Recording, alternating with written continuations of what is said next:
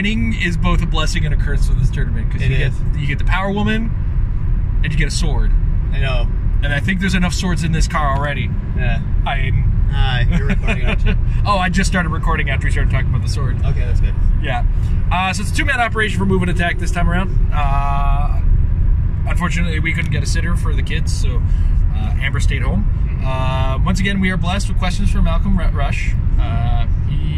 He's an enthusiastic question asker. Yes, he is. But we've also recently opened up a form, a Google form, where all you got to do is put in a question and just hit the submit button, and then we get those questions and we can put them on to the Move and Attack show.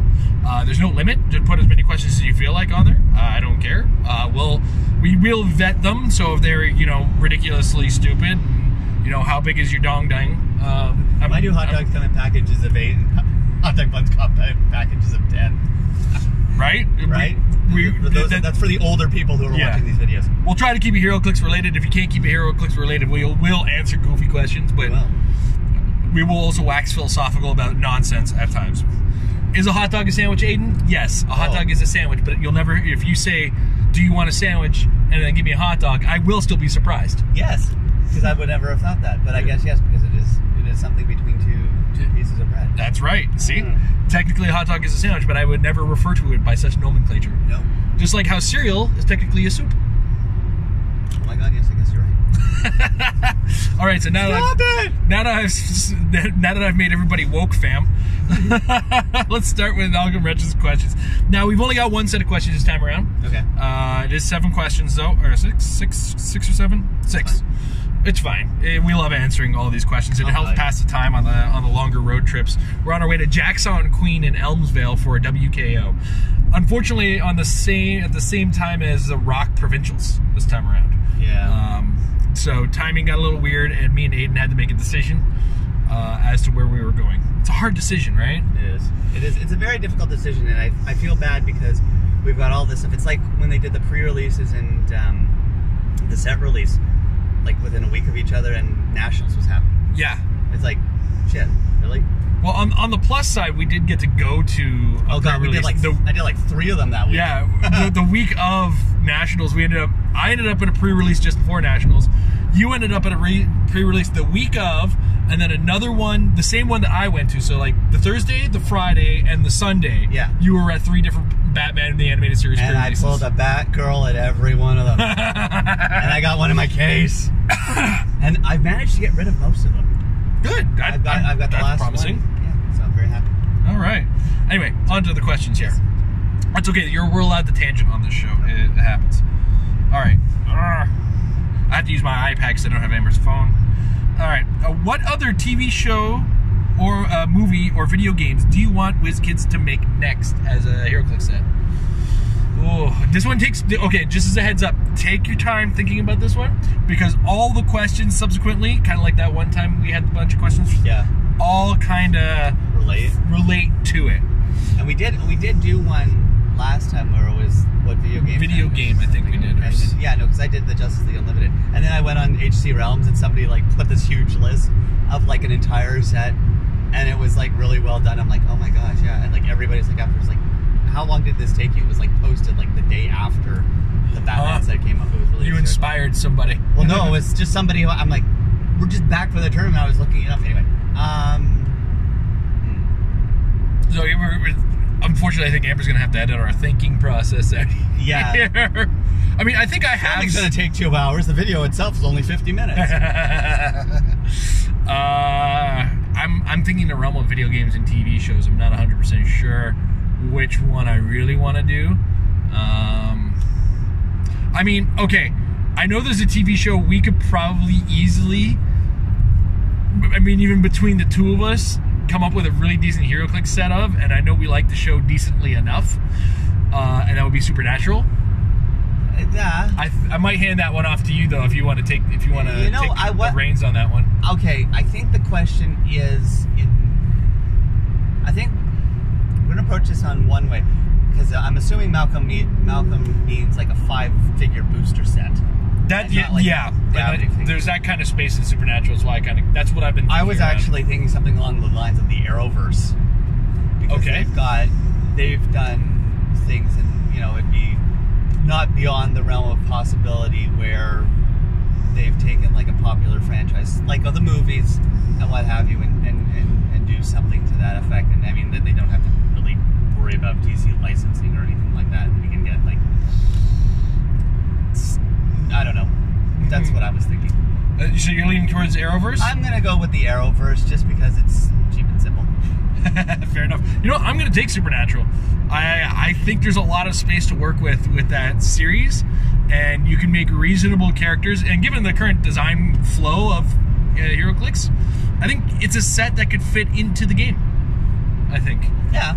Oh yeah. I mean, it's easy compatible. It's easily compatible. I mean, when they did what's it called, Pacific Rim. Yeah. I mean, they were great Clix. They were fun, but I mean, you couldn't really bring them to like a 300-point game. No, I mean that's the nature of what they were. But they were just that's because of what they were. Exactly. Yeah, they're colossal robots and colossal monsters fighting each other, and then if you throw Heroclix in there, it's like those are big. They're so big. They're bigger than my Surtur. Or at least they're supposed to be. Well, theoretically. Yeah.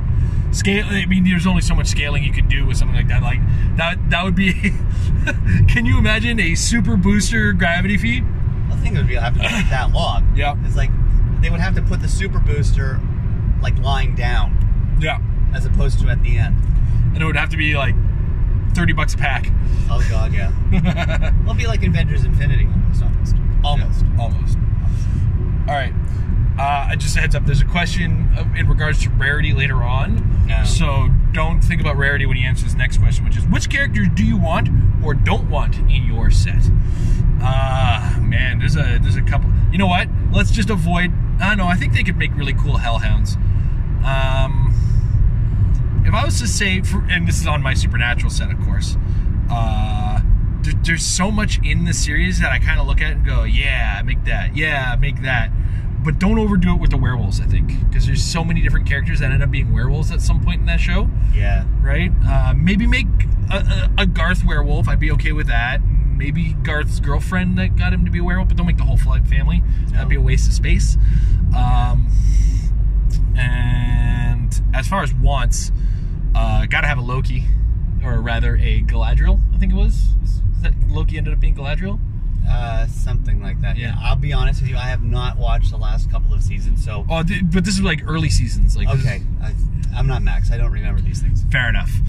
Our friend Max is a big fan. I've actually just started watching the most recent season they put on Netflix. That's why I'm it's fresh in my brain, and I'm really good to go with this.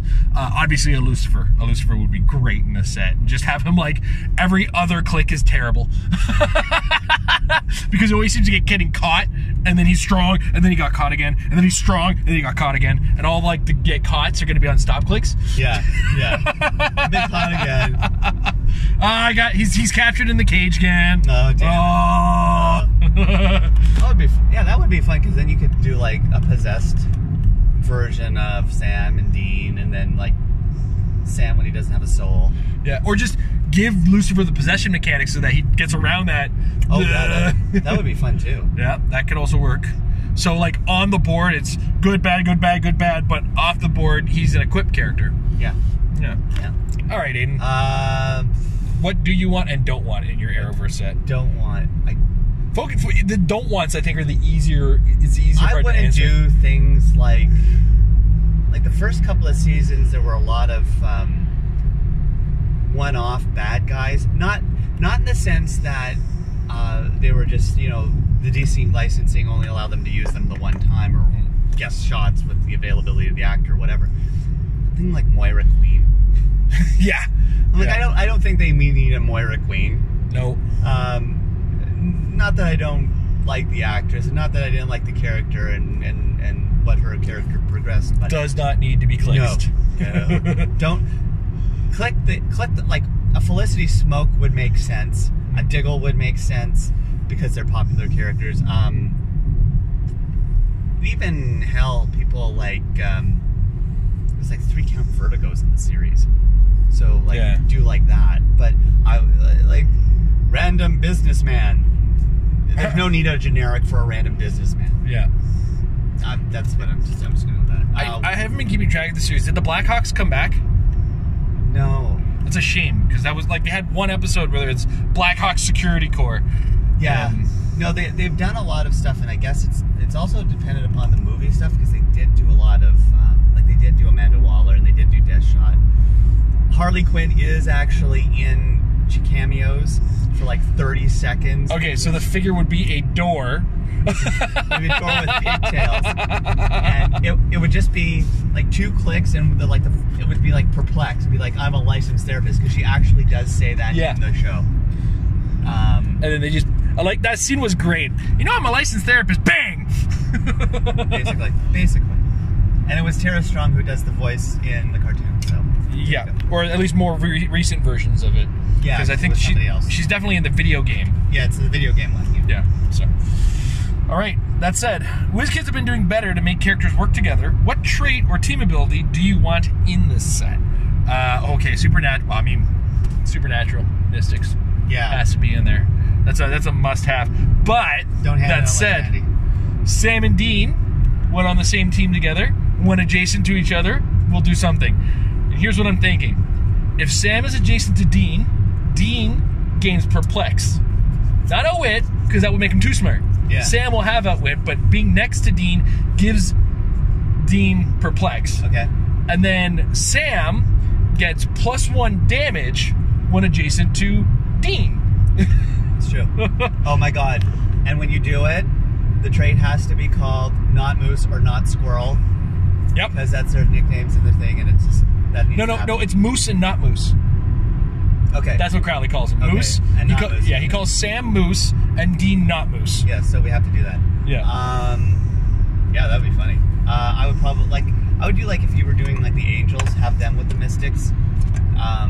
Maybe... Or the Witches. There's witches in the series, too. Basically, Crowley's every mom. character basically is a mystic character. I mean, they're all mystical type beings, right? So, there we go. Supernatural. Undead, the Undead Series 3, Supernatural, and everything has the mystical keyword. Wasn't there... Oh, never mind. I was thinking of something else, and it's not there. I guess in Arrowverse... It's going to be difficult. I would think that... Feel free to make up your own team abilities. I am. That's what I'm going to do. I guess Team Arrow would be one, and it would just be the symbol of the arrow. Yep. And given to whoever's actually been on Team Arrow. And I guess Perplex. No, I wouldn't do that. I wouldn't do something like that. We're talking about specific characters at that point in time. I'd probably do something like they would probably get +1 range. That's cool. Or +2 range or something like that. Or they all have sharpshooter if they're adjacent to each other, because every other person on that show has a bow and arrow. Fair. So I would probably do something where it's not stupid, but I mean it would make well, hey, look at this person showing you how to shoot a bow and arrow, or shoot a gun or something like that. If I could hypothesize one. Yes. Every episode is about, for the most part, one of their friends is in trouble and they got to get to them. So how about whenever a character with the Team Arrow symbol takes takes damage, move one character with the Team Arrow team ability 1 square towards that character. Okay.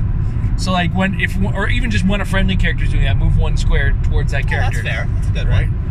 And that way it kind of represents that whole sticking together teammate mentality, and also gives them a kind of strong-ish team ability that makes some degree of sense. Yeah.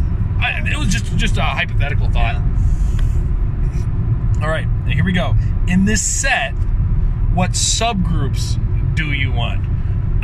So in mine, I think almost when they do a subgroup, a storyline subgroup should be kind of the focus. Every episode, there's a potential for monsters, which means there's a lot to dig through the entire series. But I think it would be best if you went with storyline type characters and just kind of stuck to that. And I would like to see the Leviathan storyline come to, and then so you have the Leviathan and then a couple of his minions, but then a couple of the other monsters that came throughout the episode in episodes that were dealing with the Leviathan. It would also be neat to have Leviathan and Crowley be unable to move when on the same board against each other. Yeah, they gain immobile. They gain immobile, but all of a sudden gain like perplex or outwit across the board because they're doing that contract thing. That was really cool. I would like to see something. Anyway, that said, so the subgroups, you know, demons, angels, obvious subgroups. Monsters of the week type thing. Yeah, or the Monsters of the Week would be its own subgroup as well. And of course the Hunters and maybe the Men of Letters, because the season I'm watching, they kind of become a thing, but it's difficult when you're thinking about that kind of thing, because it's not like in comic books, like you do a main set and it's like, okay, here's a Batman set, and the sub-themes are like Justice League. Yeah, exactly. You don't really have that when you're creating a from-scratch TV show series set. Especially when it's a contained series. It's not like they've had the only spin-off that they had was that. That's part of my next question. Oh, next that's question the next answer. one. So oh, Jesus. Okay. We'll bring that up later. All right. I guess it's my turn. Yeah. Sub themes. Well, shit. It's like you would have to bring in like everybody. So I mean, like a sub theme would be like the Suicide Squad or the Legends of Tomorrow. Yep. I guess. Can't really do Legion of Doom because there were only like 3 characters. So it'd be funny, but no. Boom! Wait, what? But yeah, I think that's probably it. I mean, just as long as again, it's kind of self-contained. If you're doing the Arrowverse, you're gonna get all the people that you kind of want, just not specific to Arrow TV show, but you know, bring in Supergirl, bring in the Flash, and what have you. So I mean, kind of. Those are sub-themey to themselves, I suppose. All right, here's the big one. Yeah. What would the chases in your set be? Now, this is why I wanted you to hold off on my answer. Yeah. Because there was very recently an episode of Supernatural where they became Scooby-Doo characters. Oh, God, yes. And there was also, not too long ago, an episode of Supernatural where they went to an alternate reality where Supernatural is actually a TV show. And then I would love for them to do the Scooby-Doo chases. Just do that, because then you'd have like the 5 Scooby characters and then like the cartoon versions of Sam and Dean. Sam and Dean and Cassio. that is. Yeah. And I have to say this, and this is a complete tangent, that was a very well done episode. I was very afraid of what the hell they were going to do in that episode. But they did such an amazing job in tying that together, and it's for those of us who grew up watching the original Scooby-Doo episodes, and those who watch, you know, the original, like watch Supernatural and were old enough to understand. I mean, it's the good stuff. It was a real nice homage and tied well together. It was a really well done episode. So again, a tangent has nothing to do with tangents are allowed. But we're killing. We need to fill in the time here. Yeah. Gosh, chases for mine.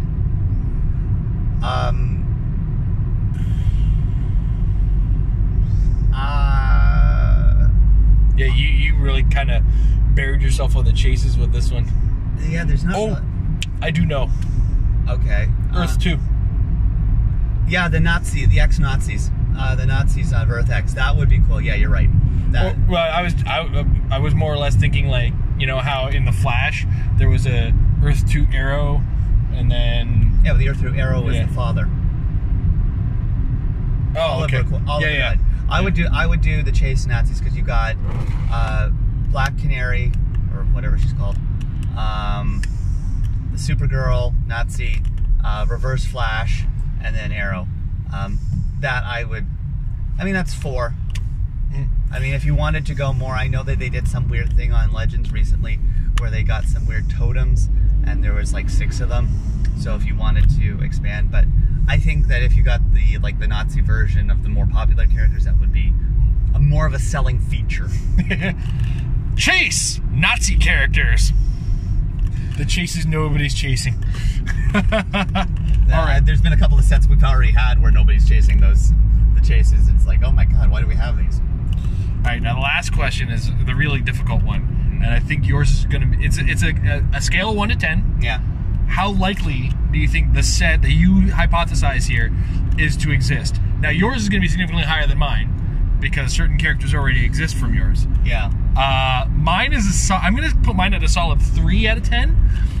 I got to give it a couple extra points for WB being the owners of DC, which means they're in conversations with NECA at the very least. Yeah. Right? So, as a result, I think there's a minuscule chance of of this occurring, but I don't think it's a sure thing in any way, shape, or form. Well, and the conversation has to happen in the first place, and I highly doubt that that's going to happen. Well, I would think that if the conversation for your set, this is one of those, a 5-figure booster supernatural set is probably limited. No. More so than a gravity feed version where it's like the Ninja Turtles. Yeah. If I was to put it at a gravity feed, I'd probably put that number up to a 3.5. Yeah. I mean, it's not that much higher, but it's higher enough that we don't have it's to. 5% higher. Yes, it is. I'm going to go with. I'm gonna go with a 6, and I'm saying that only because you can get it'd have to be a demand for the figures that are there and that we haven't gotten already, number 1, and you can probably get 98% of the figures already done up in Clix form. Number 2, I don't know about the likeness of the actual actor. Those things are nightmares to deal with. So I don't know what, we've already gotten the Stephen Amell and Diggle and the motorbike from the Arrow set, and that was the pack that you got at Origins a couple years ago or something. So that, I don't think Stephen Amell has a problem doing that, but I would question whether or not, and I mean, with the Flash, it's just, it could be anybody in that suit, so I mean, they don't have to worry about Mr. Gustin, or Gustin. Grant Gustin. Grant Gustin. But they'd probably want to do a version with him with the hood off. Yeah. That would be like maybe an A-B thing. Yeah. But, yeah. So, a quick education for those who might be unfamiliar with it. When you make a miniatures game, the second you're based on actors, you have to get the actors okay for their likeness. When I worked at Games Workshop, this was a thing we had to deal with the Lord of the Rings movie game. Like, they made a game based on a Lord of the Rings movie, and apparently Liv Tyler sent her figure back 7 times, my understanding. Jesus. Yeah. It was not an easy task to, and I don't know if you're familiar with Games Workshop's work. They're good. They're really good at modeling. They don't do quite the mass production that WizKids does, and they have some really quality. They have a higher quality of work, and that's not to say WizKids makes bad work. They've been getting increasingly better with every set, but Games Workshops are the masters of it. And yeah, I think it has something to do with your production scale. I mean, it's not to say that but also I think it also has to depend on what happens and what the instrument that you're using is. Well, I think another big thing too, before we get into that, is the focus of the company. Games Workshop is not focused on making a game. They're focused on making a modeling hobby that happens to have a game attached to it. Yeah. Whereas WizKids is more focused on making the game. Yeah. As a result, the dial and a couple of the colors are the most important elements to the WizKids product. That's not to say, again, that they don't make good models. They've been making increasingly better models every year. So, well, I was thinking more along the lines of the source of the game. That being when you do a movie. When Lord of the Rings came out, obviously one of the issues, and probably, I mean, my guess, not having seen one, but my guess would be there's some kind of merchandising discussion and rights and waivers that have to be signed off on by those taking the roles to say, hey, look at, I would guess that there's some kind of clause that says you authorize us to use your likeness in, various merchandising things from Coke cans to lunch bales to action figures and stuff like that. And that would make sense. You're not really tying that into a merchandising of a television show because you don't have the necessity to have that. That's a weekly production program as opposed to a one-shot movie that's making the money at the time. You probably have an easier time of doing something like, let's say, an X-Men movie,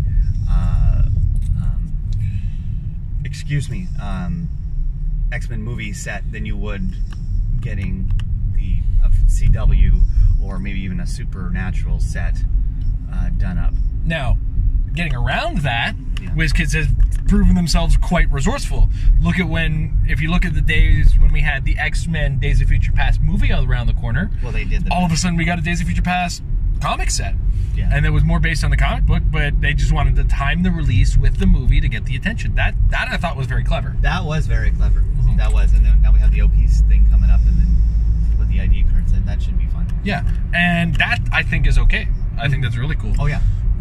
And since we're in the midst of move and attack, and we're actually out of questions now from Malcolm, okay. I kind of want to take the board and ask: have you seen the bounty cards or the new versions of the ID cards? I've seen what they do. I have not seen them physically, nor do I know that there's going to be some kind of special bounty, like you just said, involved in it. I don't know anything more than that. So allow me to educate you Please. and our wonderful viewers on this. So the new ID cards coming from the Days of Future Past are wanted posters.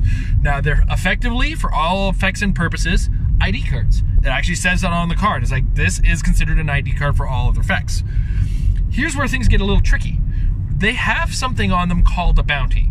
Now, unlike ID card characters, where you can score them by killing the character, these are going to be significantly harder to do that, because what the bounty rule reads is, when this character is hit, immediately remove it from the board, and the character that hit him gains 1 click of life, and the character that called them in, I believe they either gain 1 or lose 1. I can't remember which. Oh. But either way, this is that whole way of getting around my ID card got murdered. Right? Yeah. And I'm like, at first glance, I look at this and say, why would I ever not use this as an ID card? Because it takes the risk that used to come with ID cards completely away. Well, yeah, because now you're running a 300-point team, let's say, with ID cards, and now all of a sudden because he scored, he took the time to flurry your Cyclops. Yep. Okay, that's an extra 150 points, or depending on whatever point line he brought him in at. 50, we'll say even. Let's say 50. Shit, I mean that's 350 points over your, that you would normally. 355 because you had to use the ID card. Well, there's that trip. Yeah. Sorry. But no, the 5 is a part of the original 300. You're right. Yeah. Sorry, my bad. It's okay. Hell, actually, you look at it worse, and you've got somebody who brings in, and I'm going to use a very strained example, not that I don't think anybody would actually do this, the student ID card, Angel. Yeah. Student ID card, Angel, 3 points, free if he uses it with a headmaster, 60 point, Age of Apocalypse Angel. Yep. That's 60 points that could be easily killed 2 flurries, because I think he's only like 6 clicks of life. Yeah.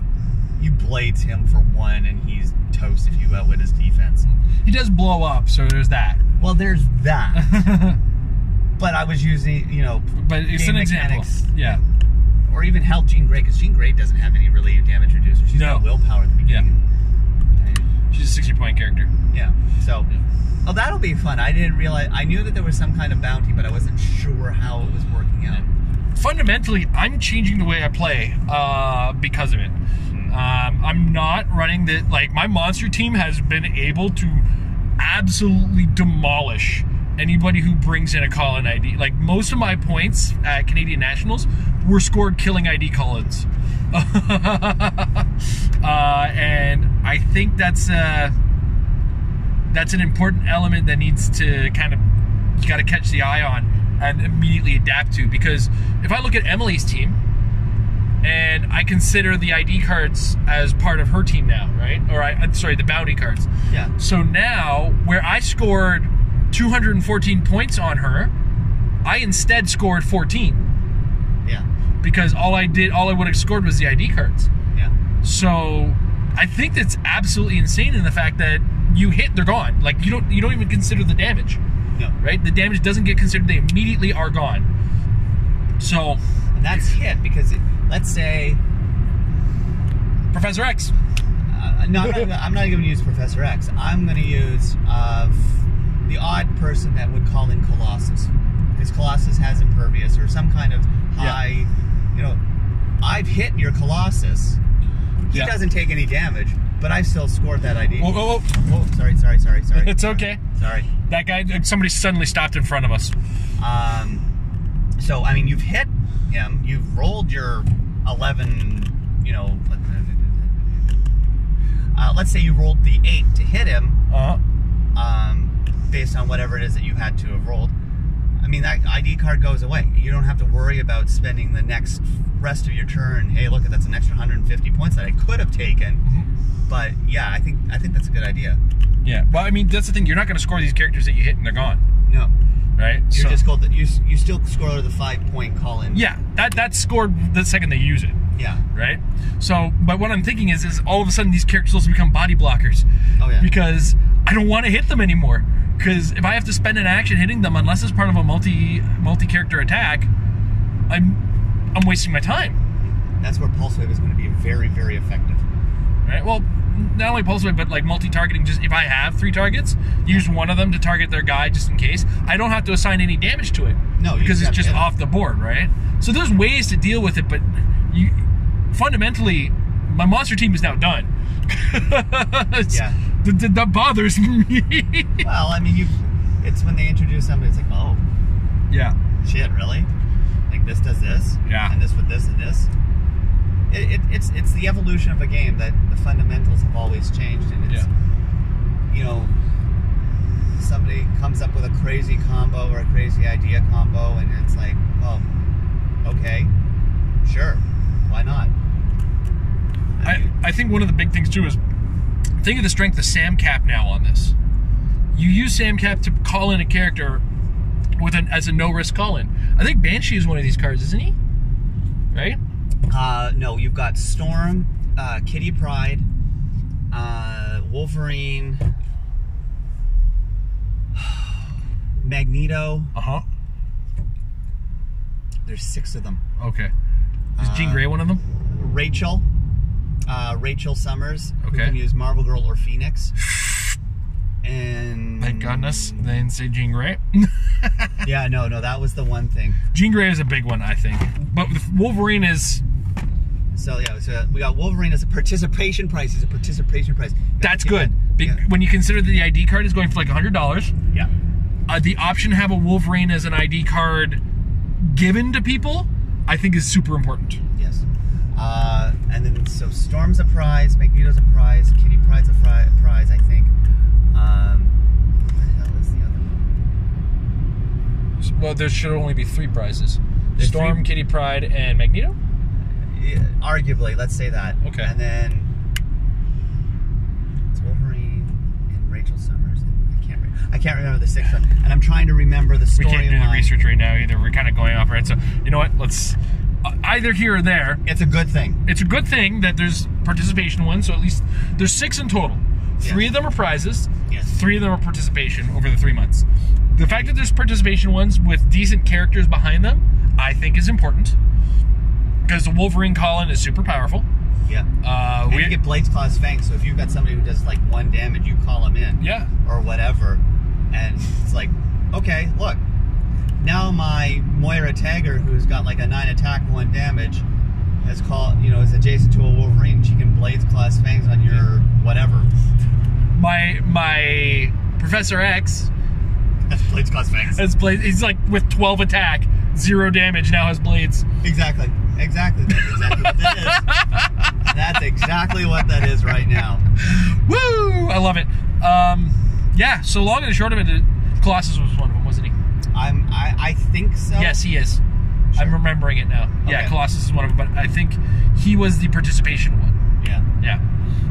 That's not bad either. I mean, that's the 2nd Colossus card we get with 2 callable Colossus. Do we have? No, we didn't get a Colossus in X-Men. It's Xavier School, did we? The Xavier School. So there's only currently in Modern the prize one. Yeah. All right. He's like 100 points. But I mean, the Magneto, even though the Magneto is, you were going back to your Sam Cap thing. Magneto, call in 50 points.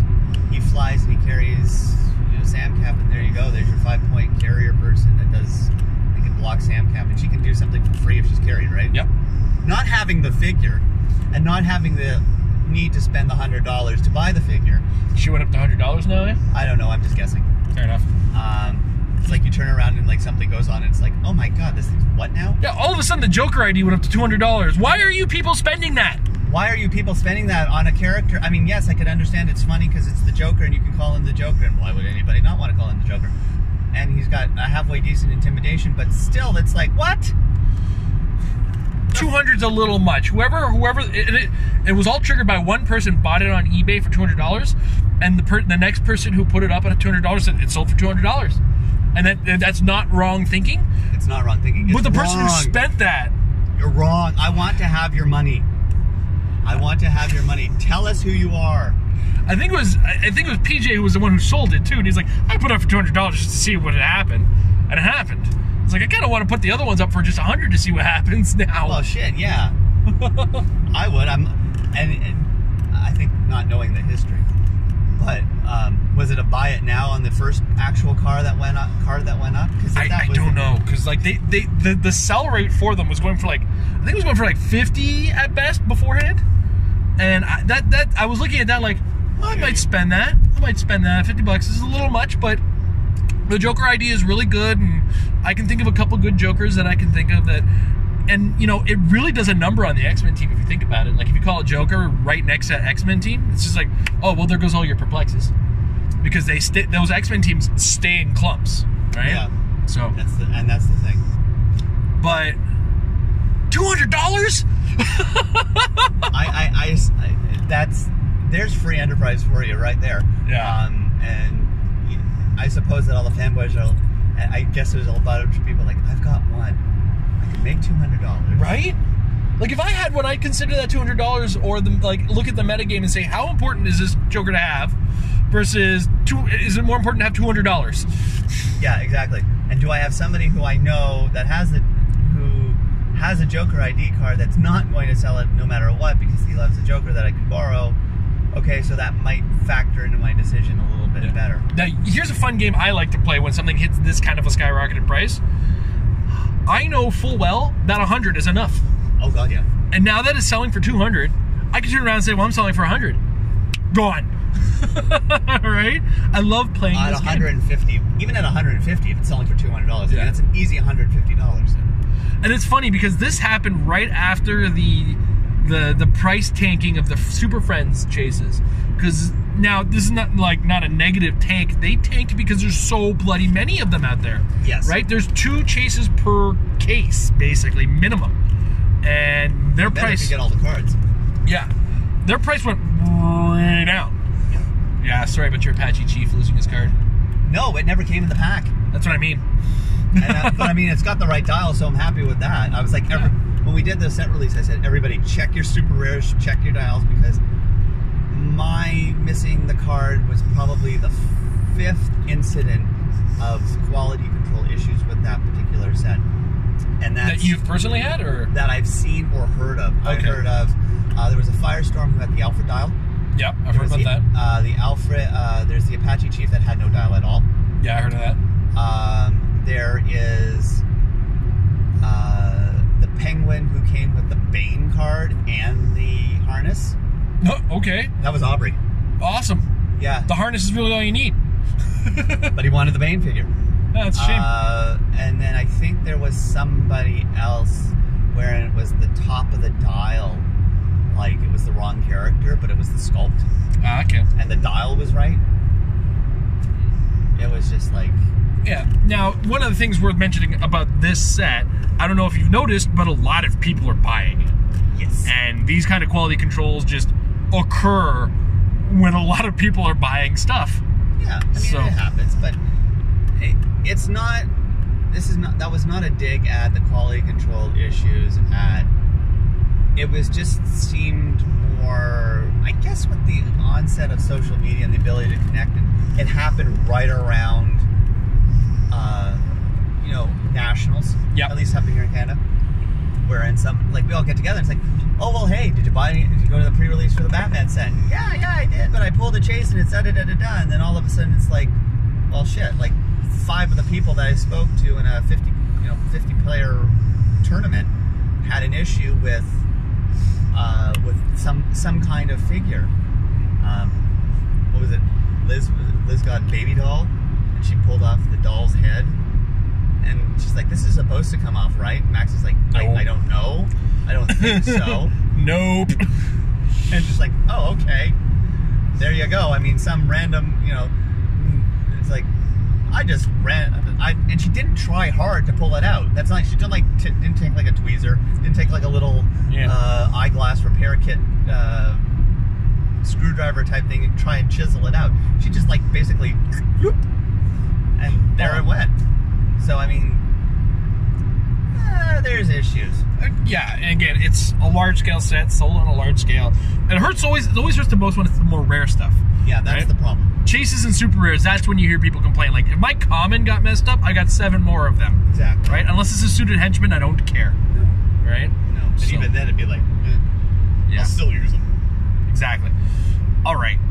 So we've killed 40 minutes of our trip. Yeah, we did. And so thank you, Aden. Yeah, well, we got the trip back to deal with too. Yeah, we got the trip back. We might do something. I don't know. We'll have to make something up for that one because we don't have questions. Oh, nobody posted any. We haven't had any submissions for questions yet. So. Oh, you people. But it's still like the submission form is new. It's different. Yeah. It's not the same thing that we usually do. So I kind of understand. And the reason I went to the submission form is it's hard to find an old Facebook post, but it's easy to just keep this document handy. Yeah. So hopefully people seeing this part will go into the comments below and click on the link to submit their own questions for the next move and attack. And the next time we're on a road trip, ask whatever you want. I mean, we need to kill this time, and this kind of stuff is really fun to do when we do that. So, yeah. Thank you guys for watching. Thank you, Malcolm, as always, for providing us with plenty of questions for the show. Mm-hmm. And hopefully we have some more road trips, even if they're just to our local venue. We'll probably do some of those too. Okay. All right, and wait. We moved. Now let's attack.